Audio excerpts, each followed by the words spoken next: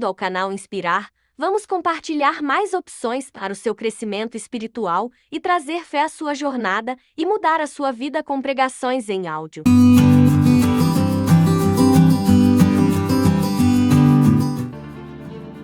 Livro do profeta Samuel, capítulo 1, verso 1. Se der para colocar aí, coloque, por favor. Ok? Que facilita para todos acompanharem isso. Houve um homem de Ramataim Zofim, da região montanhosa de Efraim, cujo nome era Eucana, filho de Jeroão, filho de Eliú, filho de Tou, filho de Zufi, efraimita. Eucana tinha duas mulheres, uma se chamava Ana e a outra se chamava Penina. Penina tinha filhos, Ana, porém, não os tinha.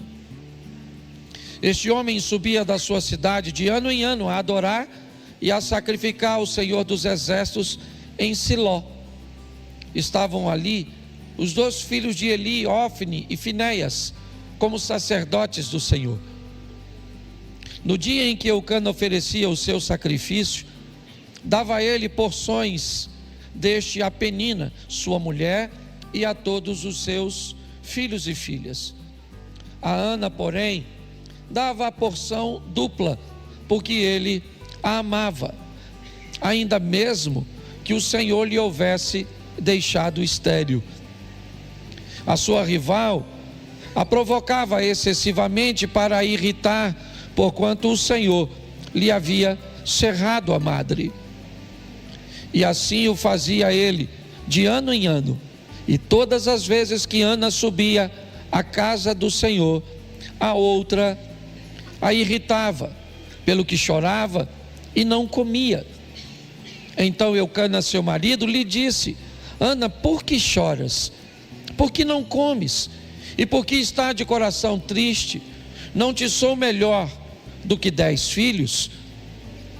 Após terem comido e bebido em Siló, estando Eli, o sacerdote, assentado numa cadeira junto ao pilar do templo do Senhor, a Ana, com amargura de alma, orou ao Senhor e chorou muito. E fez um voto dizendo: Senhor dos exércitos, se de fato olhares para a aflição da tua serva e te lembrares de mim, e não te esqueceres da tua serva e lhe deres um filho, homem, eu o dedicarei ao Senhor por todos os dias da sua vida, e sobre a cabeça dele não passará navalha. Ana continuava a orar diante do Senhor, e o sacerdote Eli começou a observar os movimentos dos lábios dela. Feche os seus olhos. Senhor nosso Deus e Pai, em nome de Jesus, eis aqui a tua palavra. Fala conosco nesta noite. Usa-me, ó Deus, como um canal de bênção, pelo poder do nome de Jesus. Amém. Glória a Deus. Amém. Apesar de estarmos no Velho Testamento, antes de entrarmos no texto, eu queria lembrar o que é que nós estamos aqui para fazer. Qual é a proposta da igreja depois da morte e ressurreição de Cristo? Quando entendemos isso e mais, quando conseguimos coordenar isso na nossa vida, as coisas podem tomar um rumo novo, talvez, extraordinário, talvez, mas com certeza uma mudança de 180 graus, uma virada de chave, conduzindo você para um ambiente oposto de onde você estava, ou melhorando sua vida, tem tendência a acontecer. A primeira coisa que nós precisamos entender é que pessoas vêm à igreja para ter um encontro com Jesus Cristo Salvador, para entender o que João disse àqueles que o seguiam assim que Jesus passou: esse é o Cordeiro de Deus que tira o pecado do mundo. É ele que vocês devem seguir e não a mim. Eu sou apenas aquele que veio para preparar o caminho. A proposta da igreja central e mais importante é apresentar a Cristo como Salvador.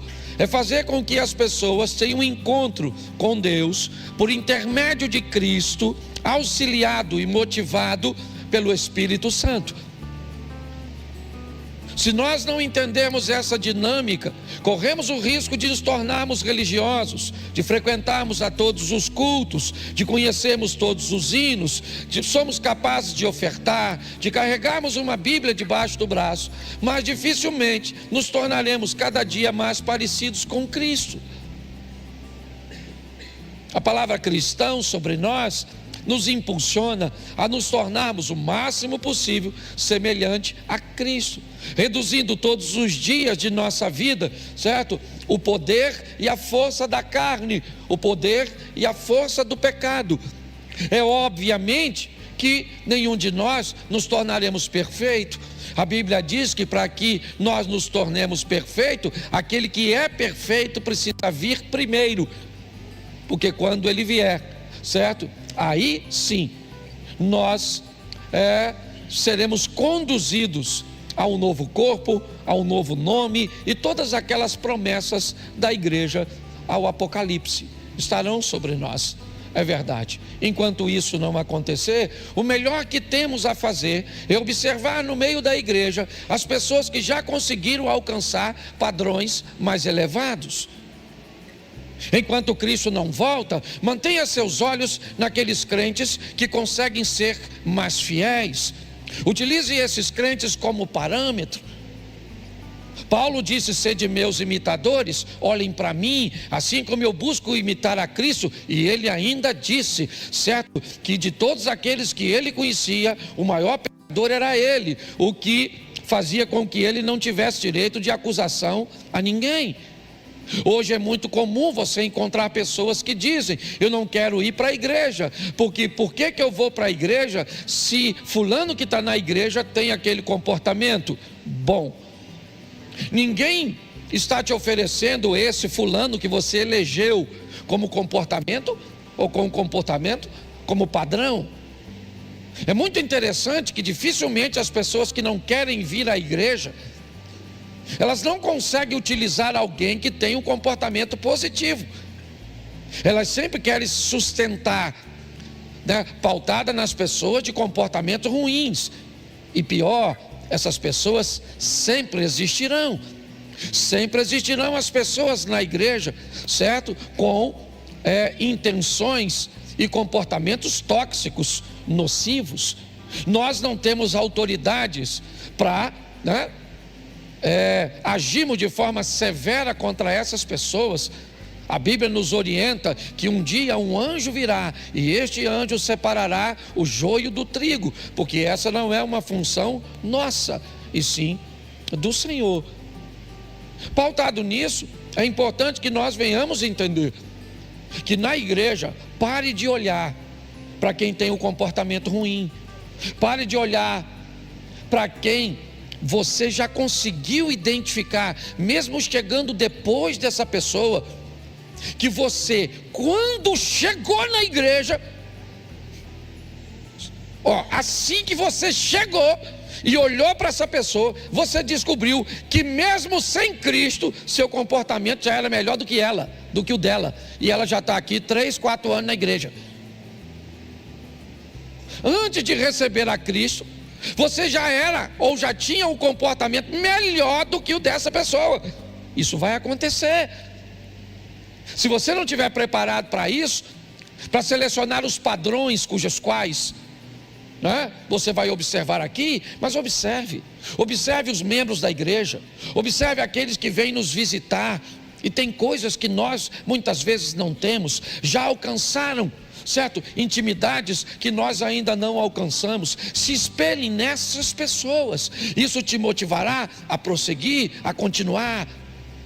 Veja alguém que prega do jeito que você gostaria de pregar, que se veste do jeito que você gostaria de se vestir, que fala do jeito que você gostaria, que lê do jeito que você gostaria de ler, que é próspero do jeito que você gostaria de ser. Pegue os exemplos positivos, porque são muitos em nosso meio. Não temos como extirpar, certo? Como separar imediatamente os comportamentos ruins. E qual é a minha grande preocupação de transmitir isso? É porque, ainda digo, a nossa proposta é manter você no caminho da salvação. Porém, mais do que isso, mais do que o Cristo Salvador da cruz do Calvário, que venceu a morte, que ressuscitou no terceiro dia, que pagou uma dívida com o pecado, cuja qual nós não temos como pagar, Ele também é Senhor. E como Senhor, o relacionamento é um pouco mais desafiador. Como Senhor, essa posição, esse cargo, se é que eu posso dizer assim, dá a Ele uma autoridade sobre nós, uma voz de comando sobre a nossa vida, algo que excede as orientações, os princípios, cujos quais nós não podemos ou não devemos quebrar. Pautado nisso, eu preciso que você entenda, eu tenho me concentrado bastante em buscar mostrar o Jesus Cristo Senhor, aquele que é o dono, aquele que muito mais do que te levar para o céu, Ele planeja, ou planejou, que você e eu conseguíssemos trazer o céu para a terra. Quando alguém disse para ele assim, ensina-nos a orar, ele disse, então vamos lá, descubra que o Pai é nosso e que Ele está nos céus, a amplitude de todas as coisas. Descubra que Ele é santo, e é assim que Ele diz. Mas num determinado momento dessa oração, Ele diz, venha o teu reino, seja feita a tua vontade, assim na terra como ela já é feita no céu. Essa é a proposta. Nós temos o poder de trazermos o céu para a terra, ou não, e é isso que eu vou te mostrar. Como pessoas podem frequentar o mesmo lugar, ter o mesmo marido, o mesmo Deus, o mesmo sacerdote, morar no mesmo ambiente, no mesmo bairro, frequentar e ter resultados tão diferentes. Essa é a história que eu li para você, a história de duas mulheres que nós vamos ver rapidinho. Apesar do texto falar de Eucana, não é sobre ele que eu quero falar nesta noite, é sobre sua primeira esposa, Ana. Ana foi alguém que encontrou provavelmente quase tudo que uma mulher esperaria na época que ela está inserida. Poucas coisas uma mulher sonhava na época de Ana. Ela não sonhava em ir à faculdade, ela não sonhava em tirar a sua carteira de motorista, ela não sonhava com um smartphone, não, com ir à Quinta Avenida em Nova York e comprar uma bolsa da Fendi. Não, esse não era o sonho das mulheres da época de Ana. Eram coisas muito simples.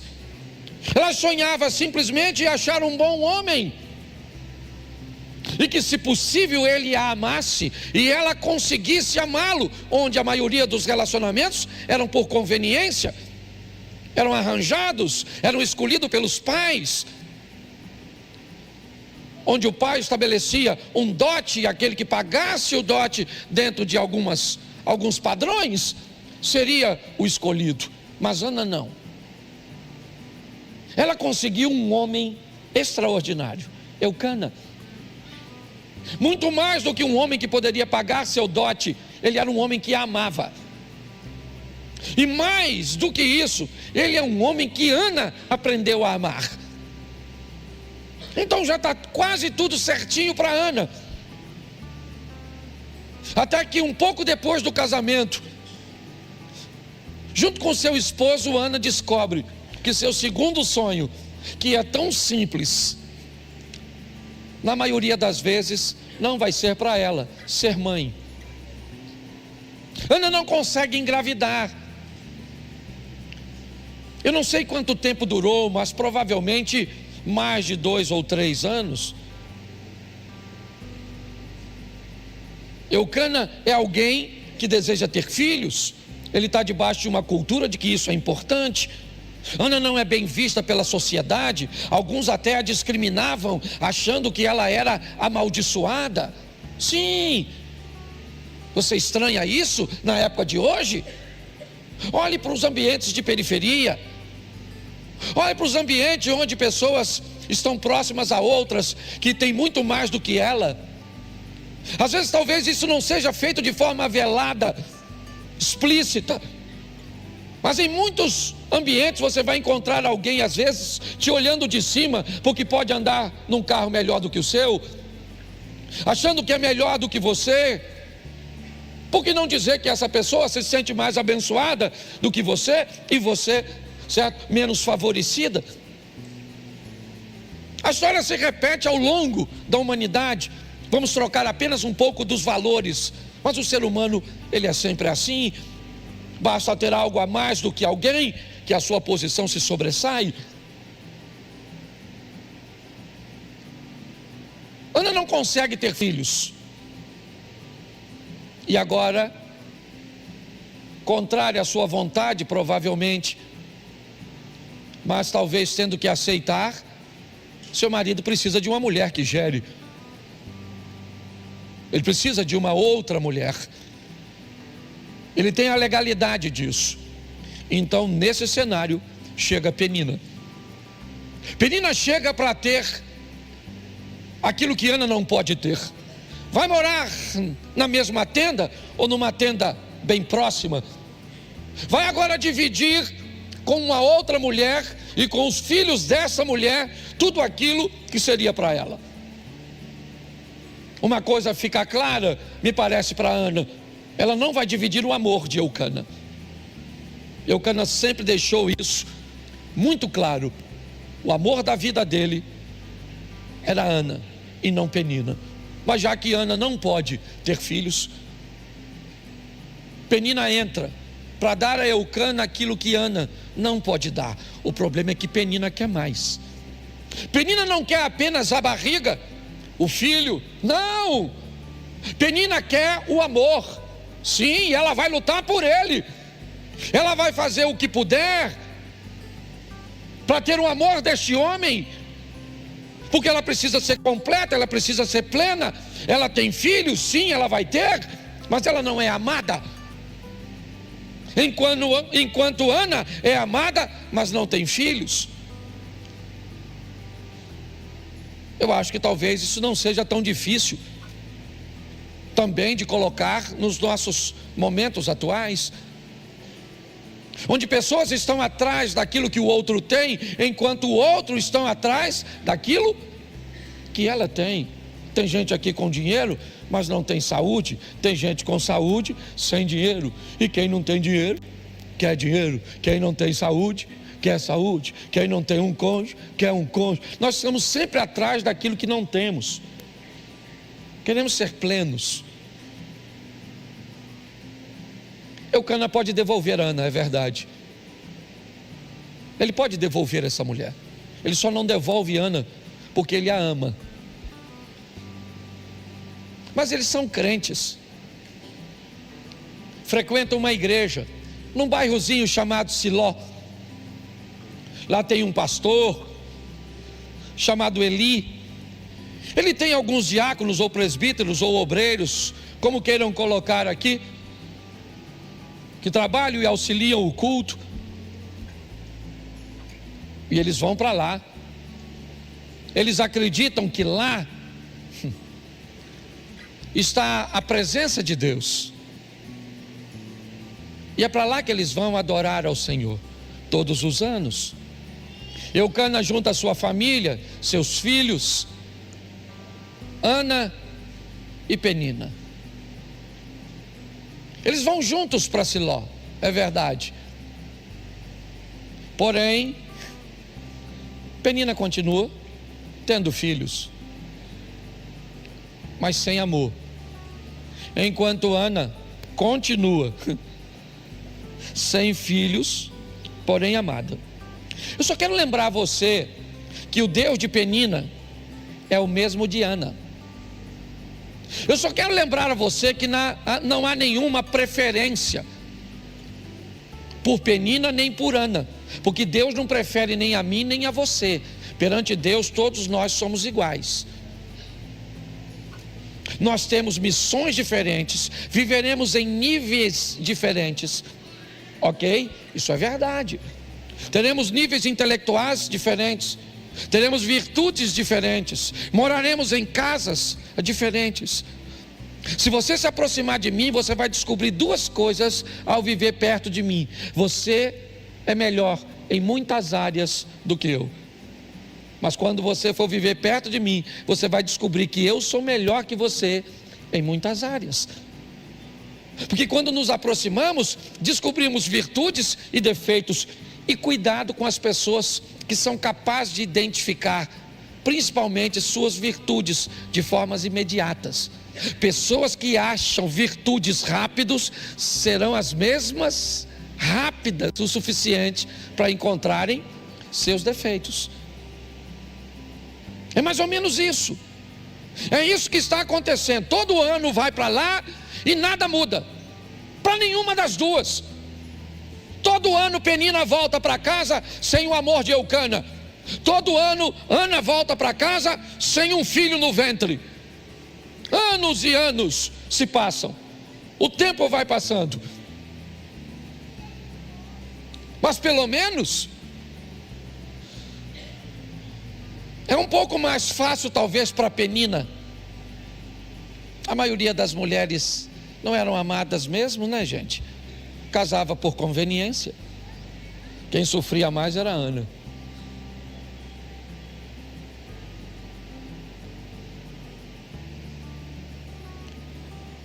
Ana chorava todas as vezes que ia para a igreja. E nunca mudou nada na vida dela. Porque me parece que lágrimas, a Bíblia diz que Deus enxuga as lágrimas. Mas lágrimas não muda a história de ninguém. Se você tem chorado demais, é hora de limpar suas lágrimas. E ao invés de chorar, tomar algumas decisões que podem levar a sua vida para uma outra situação. Enquanto Ana está chorando, Penina está tendo filhos. Mas eu não sei se você reparou, Eucana é um homem justo. Ele leva ofertas para Penina e para seus filhos. E para Ana, ao invés de dar uma ofertinha, ele quer mostrar para ela o quanto ela é amada. Então ele dá uma oferta dupla. O que ele não sabe é que ele está dizendo para ela: você não merece, mas eu te dou. Me parece que essa oferta de Eucana, ao invés de valorizar a Penina, tem mais tendência a ofendê-la do que propriamente de honrá-la. Mas Ana está na casa do Senhor, Deus está lá. Não era só falar com Deus? Pois é. Ocupada demais por chorar, ou para chorar, Ana nunca conseguia enxergar Deus na igreja. Todas as vezes que ela chegava, a Penina também contribuía bastante com isso, fazendo algum tipo de provocação. Também continua do mesmo jeito. A Penina hoje é seu celular.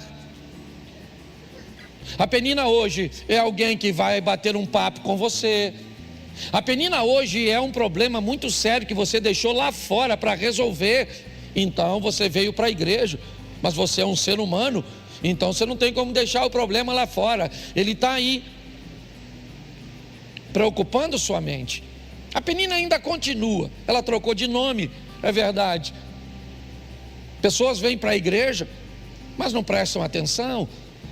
Elas são distraídas por uma série de fatores. Você está sendo distraído por alguém que lhe ofendeu. Ele te ofendeu e você vem para o culto ofendido, machucado, ferido. Então está tranquilo. Às vezes sequer você é capaz de prestar atenção na palavra ou nos louvores. Você quer ver onde a pessoa que te ofendeu está sentada. Muitas vezes pensando por que é que ela não foi penalizada pelo que fez, ou não é penalizada por Deus, certo? Pela vida, ou por qualquer coisa. Pare e pense. É Penina. É aquilo que vai tirar você. Ana vai para a igreja e volta chorando, e vai e volta chorando, e Penina volta também sem o amor de Eucana. Mas um dia Eu não sei porquê. Eu não tenho como tirar essa métrica. Eu só sei que algumas pessoas, um dia, essa é a esperança do pastor. Um dia vai acontecer. Um dia numa palavra do pastor, um dia na canção de um ministro, um dia numa aula de um professor, um dia numa oração pela manhã, um dia num congresso, um dia num monte, um dia as pessoas vão parar de falar palavrão. Um dia as pessoas vão parar de provocar as outras. Um dia as pessoas vão conseguir alcançar. Um dia vai acontecer. Quando? O pastor não sabe. A função do pastor é continuar pregando. A função do pastor é continuar fazendo as reuniões. É parar de olhar para este grupo que não cresce e olhar para os que estão crescendo. É parar de olhar daqueles, certo, que falam mal e que conspiram, e olhar para aqueles que estão avançando, que estão progredindo, que estão indo, que estão fazendo. Um dia, Penina chegou em Siló. Que dia foi esse? Eu não sei. Eu sei que eu espero que um dia, ou esse dia, chegue para muitos que precisam trazer os céus para a terra e não ir para o céu, porque isso eu sei que a maioria já vai. Um dia Penina chegou e entrou. Quem estava lá? Eucana, mas ele sempre teve. Quem estava lá? Penina, mas ela sempre esteve. Quem estava lá? Eli, mas ele sempre esteve. Quem é que estava lá? Ofni e Finéias, mas eles sempre estiveram. Quem é que estava lá? Deus. Deus também sempre esteve. Quem é que estava lá? Ana, mas ela também sempre esteve. Mas naquele dia, por algum motivo que nós desconhecemos, Penina entra do mesmo jeito, mas Ana entrou diferente. A diferença entre Penina e Ana é que o Deus das duas é o mesmo, e que cada uma tem o que a outra deseja.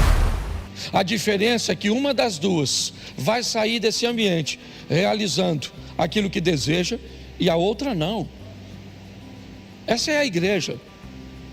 A igreja é um ambiente onde Deus está presente, onde a estrutura está sendo estabelecida, onde pessoas entram por aquelas portas e algumas delas se tornam Ana. Talvez não no primeiro mês, talvez não no primeiro ano, talvez não no primeiro culto, talvez não com a velocidade que nós gostaríamos. Talvez antes de melhorar, vai expulsar alguém da igreja com sua postura, com seu posicionamento. Talvez vai acontecer. Deus vai ter que reposicionar essa pessoa em outra agência do reino, porque pessoas que não conseguiram mudar, feriram, ofenderam, acabaram expulsando. E é assim que funciona. Nós sempre teremos no culto Peninas e Anas, aquelas pessoas, e eu não posso afirmar isso, né? A Bíblia não me dá a base para isso, mas eu espero que Penina um dia tenha alcançado o que desejava. Eu espero, mas eu não posso falar. O que eu posso dizer é o que a Bíblia está mostrando. Ana entrou, e entrou diferente dos outros dias. Aquele dia que o celular não vai, a Penina não vai tirar você. Aquele dia que a mágoa não vai desconcentrar você. Aquele dia que seu trauma, aquela humilhação que te fizeram, aquilo que aconteceu, aquela dívida que você tem para pagar. Sabe aquele dia que você entra e parece que é só você e Deus? É o dia de Ana. Ela está lá, é ela e Deus. Cadê Penina? Já era. Cadê Eucana? Já era. Cadê o exemplo negativo de Ofni e Finéias? Já era. Os sacerdotezinhos sem vergonhas, sabe, que davam mau exemplo na congregação do Eli. Por sua vez, Eli também era conivente com seus filhos, porque ninguém é perfeito. Essa é a grande verdade da igreja. Ou pastores preparam pessoas fortes para sobreviver em qualquer ambiente, ou o céu vai ficar vazio, porque os exemplos na maioria das igrejas não são bons. Essa é a grande verdade. Mas o dia de Ana chegou para Ana. Quem é que estava lá? Penina também estava nesse culto. Quem é que estava dirigindo o culto? O pastor Eli. É ele que ministra. Ana procurou um canto, removeu todas as distrações e disse algo para Deus que não precisava ser dito. Senhor, se te lembrares da tua serva, como, Ana? Se eu me lembrar de você, se eu jamais me esqueço de alguém? Ana, na verdade não fui eu que me esqueci de você, foi você que se esqueceu de se posicionar na minha presença. Eu sempre estive aqui aguardando esse dia. Eu sempre estive aqui aguardando o dia que você se posicionaria. Era só isso, Ana.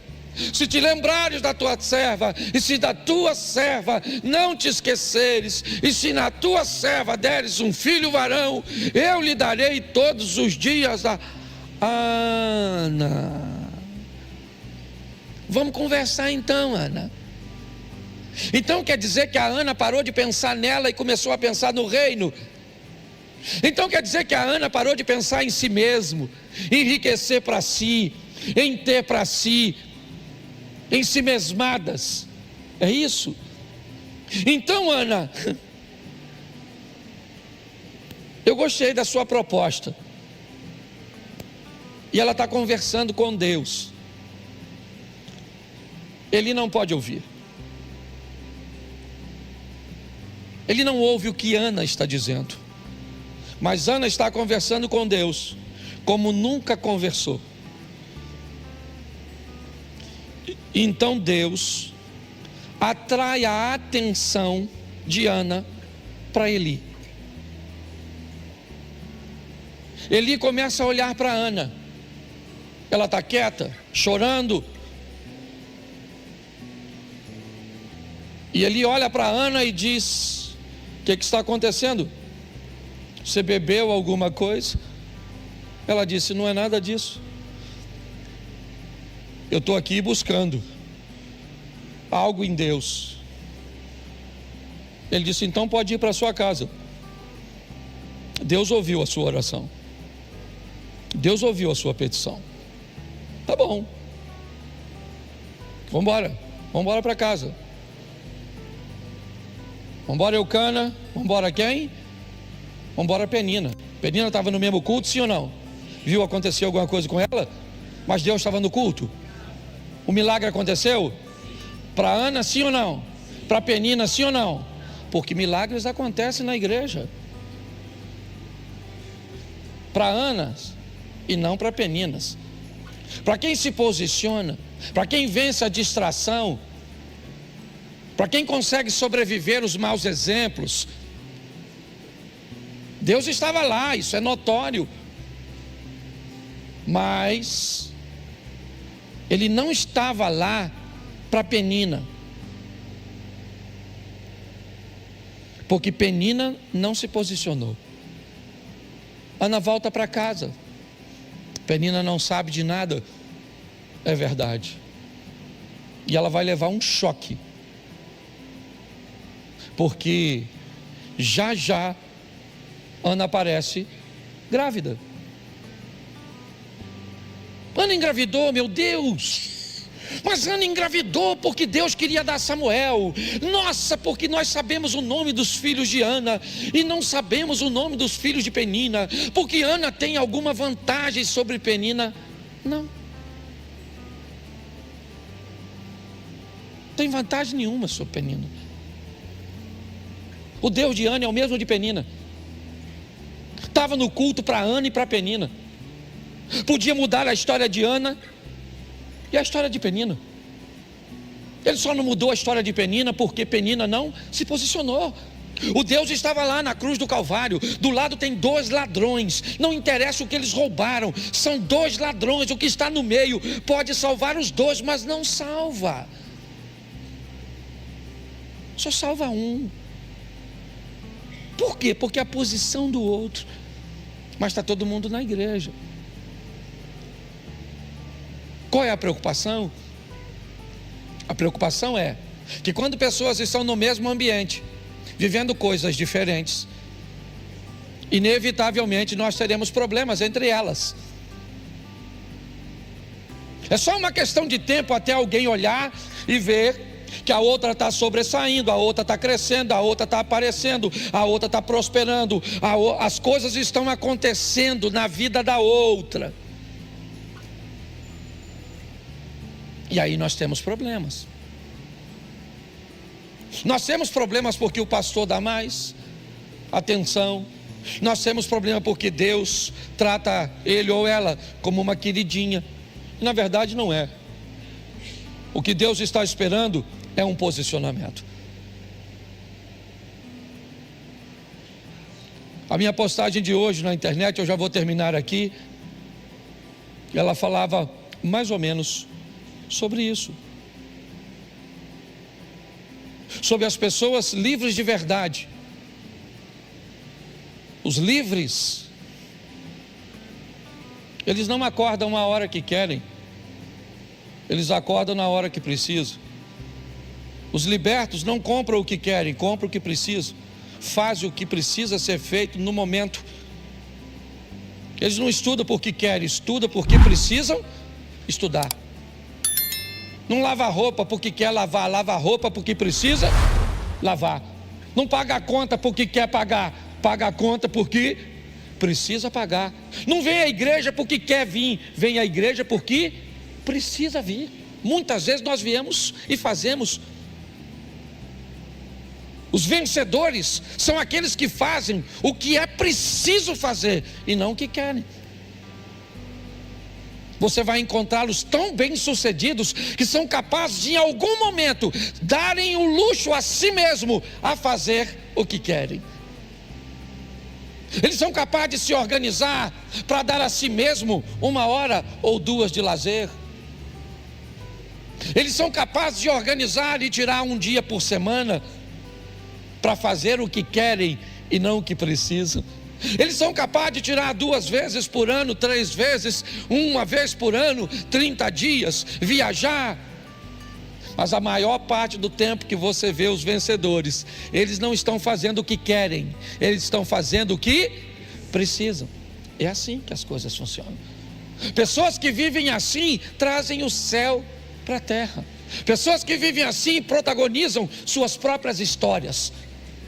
Sobem no altar de sua vida, ou na plataforma, melhor colocando, e vão viver suas próprias histórias. Mas eu queria lembrar a você que Siló hoje é Xerém,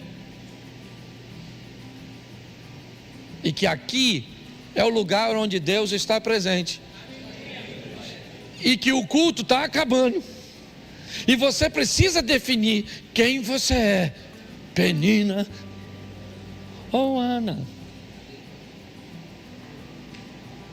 Eu acredito que as 2 estão no céu.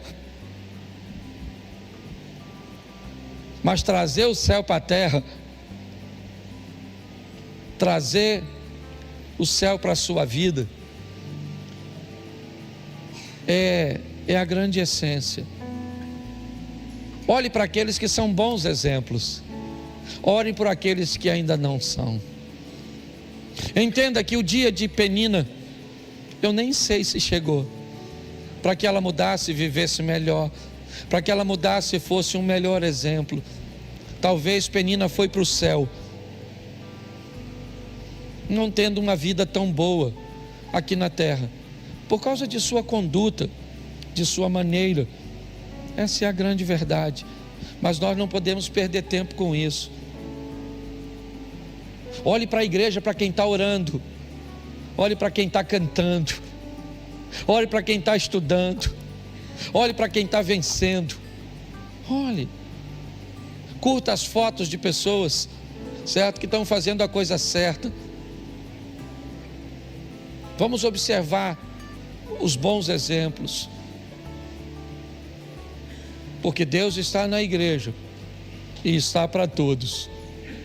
Mas boa parte estão tão distraídos que nem são capazes de notar que Ele esteve presente. Um culto que pode ser extraordinário para uma pessoa, pode ser insignificante para outra. Mas não julgue essas pessoas. Ore para que o dia dessas pessoas também chegue como chegou para você. Sabe aquele dia? Tocou-me. Sim, Jesus tocou-me. De paz, Ele encheu meu coração. O dia do toque foi o dia que o fluxo de sangue parou de escorrer. O dia do toque, aquele dia onde as coisas aconteceram.